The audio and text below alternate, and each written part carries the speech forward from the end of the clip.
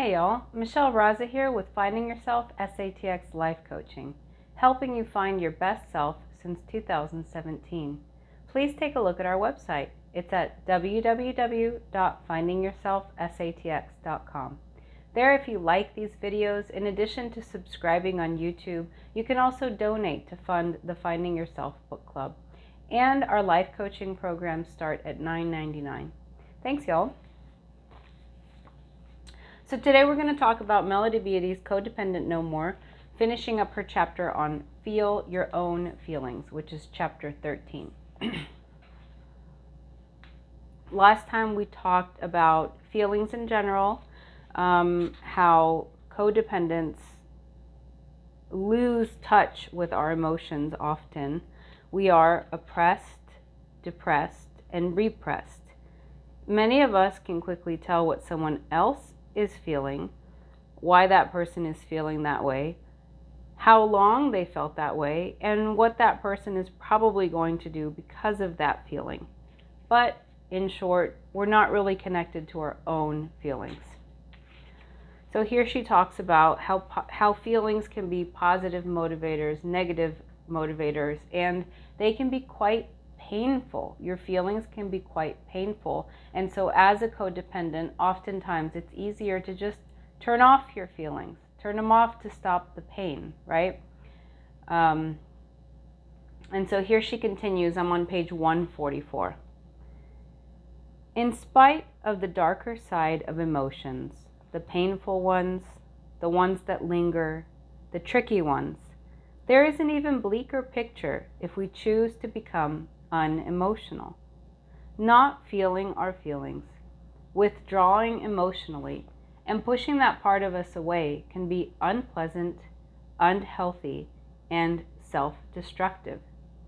Repressing or denying feelings can lead to headaches, stomach disorders, backaches, and generally weakened physical conditions, which can open the door to many illnesses.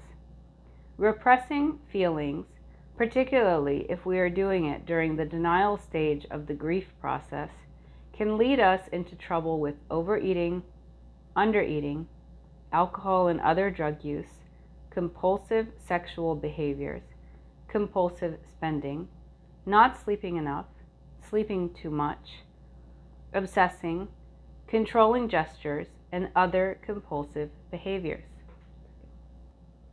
So in short, not feeling our feelings can really throw us off balance. Everything that she's saying here, she's going kind of one extreme to the other, and it's just because it's going to throw you off balance. You're repressing your feelings, and so then you're more likely to get sick. You're also just more likely to, you're not listening to your body, you're not listening to yourself anymore, and so you're not going to listen to your hunger cues when you're done because you're trying to fill an emotional void. And some people go completely the opposite way, right? They just stop eating. They don't listen to their hunger cues at all to eat, and they just lay in bed and feel depressed, right? So not feeling your feelings can lead to even worse feelings, I think. Feelings are energy. Repressed feelings block our energy. We don't do our best when we're blocked. I honestly think of a poop joke there, but if you think about it, I mean, especially a negative emotion, right? You can literally die from not pooping, and you can literally end up dying from repressing your emotions and going into a depressive spiral and then ending up ruining your life that way, and leading yourself to have chronic conditions. And so the way she used that word blocked, think about it. I mean, a negative feeling, would you really want to be holding that in? Like, would you want to be holding your bowel movement in and just never let it out because it's kind of gross and disgusting? And it's like, well, no, you would want to get it out, right? And that's why there's all these cleanses and fibers and all this stuff. But your negative emotions are the same. You push them away, you repress them, you block them. All you're doing is pushing them into a piece of yourself, and you're not letting them out.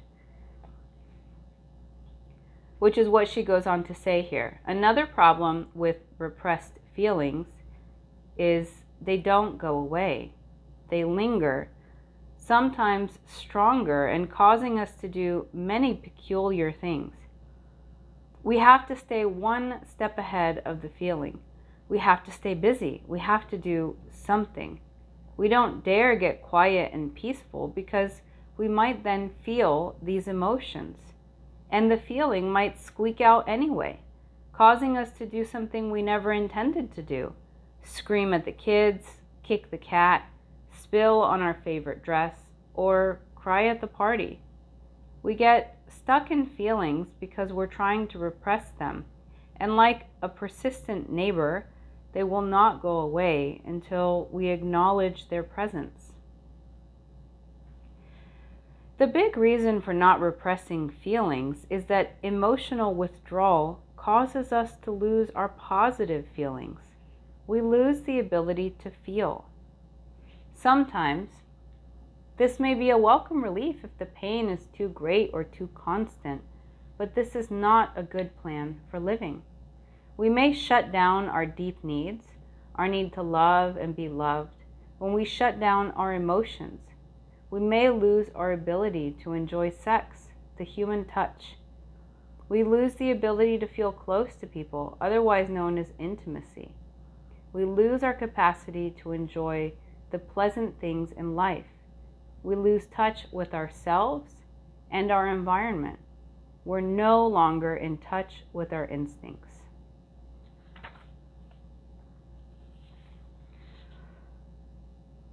We become unaware of what our feelings are telling us and any problems in our environment.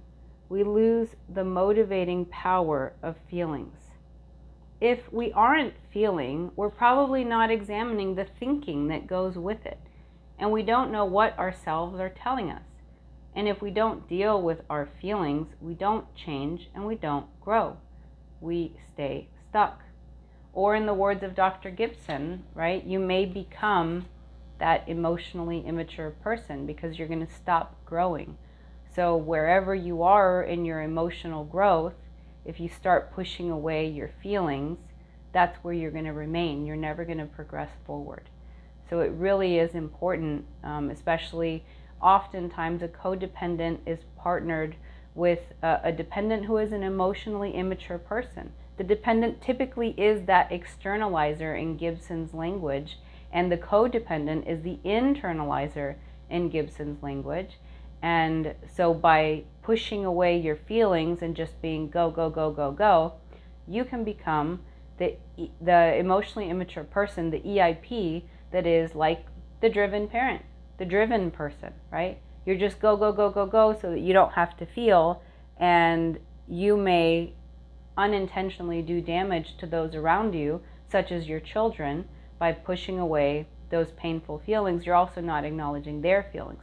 It's kind of an on or an off switch, right? If you want to feel the positive feelings and the good things in life, you have to also be willing to feel the negative feelings and the bad things in life. And so if you want to be a whole, well-rounded person, able to value your child's inner world or your best friend's inner world or whoever it is that's important to you, or your own inner world, right? You have to be able to feel your feelings. Next, we do that mystical thing so many people refer to as dealing with our feelings. We appropriately respond to our emotion. We examine the thoughts that go with it, and we accept them without repression or censorship. Next, then we decide whether there is a next step.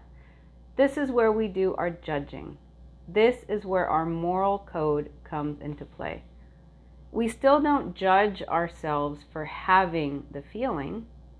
We decide what, if anything, we want to do about the feeling and the accompanying thought. We evaluate the situation, then choose a behavior in line with our moral code and our new ideal of self-care. Is there a problem we need to solve? Is our thinking off base? We may need to correct certain disaster-oriented thought patterns, such as, I feel horribly afraid and sad because the car broke down and it's the end of the world. It would be more accurate to say, I feel sad that the car is broken. Is the problem something we can solve? Does it concern, oh sorry, that's kind of a run-on sentence. Is the problem something we can solve? Does it concern another person? Is it necessary or appropriate to discuss the feelings with that person? If so, when? Perhaps it is sufficient to merely feel the emotion and acknowledge the thought. If you are in doubt about what action to take, if the feeling is particularly strong, or if the action you decide to take is radical, I suggest waiting a day or so until you are peaceful and your mind is consistent. In other words, detach. Our feelings don't need to control us. Just because we're angry, we don't have to scream and hit.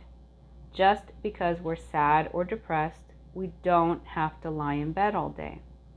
Just because we're scared doesn't mean we don't apply for that job. I'm not in any way implying or suggesting we allow our emotions to control our behaviors.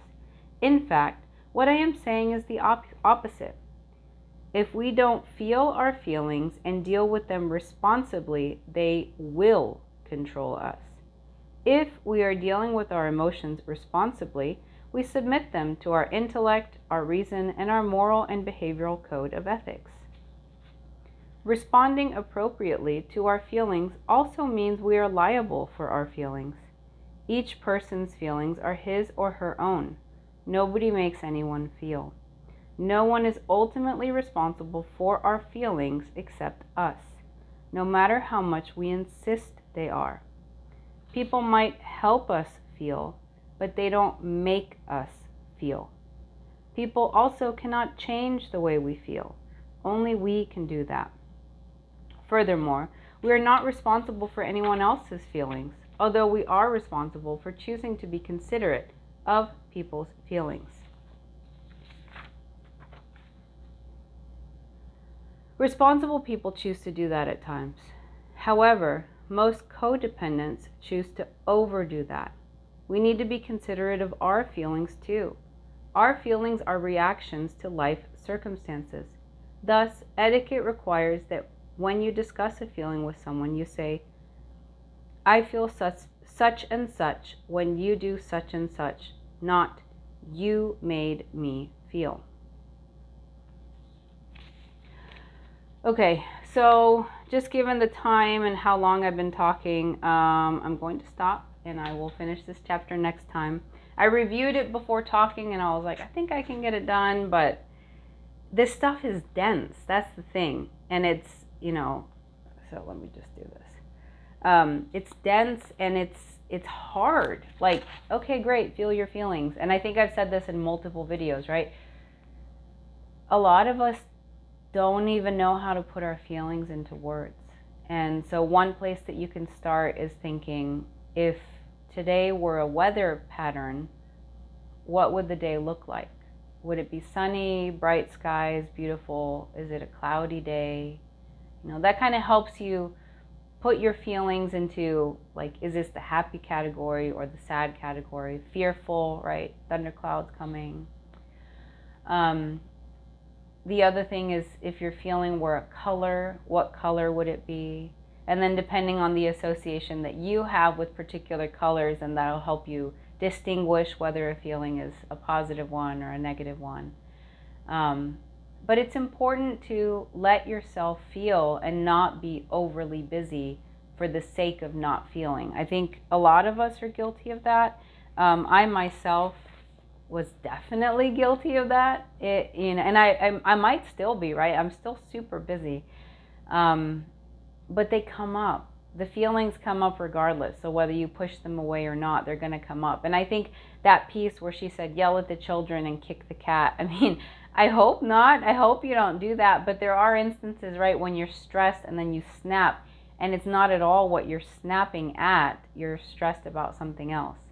And nobody's perfect, right? But at the same time, if we address our feelings in a proactive way, then we don't have to wait until we snap and yell at something minor or, just overreact to something.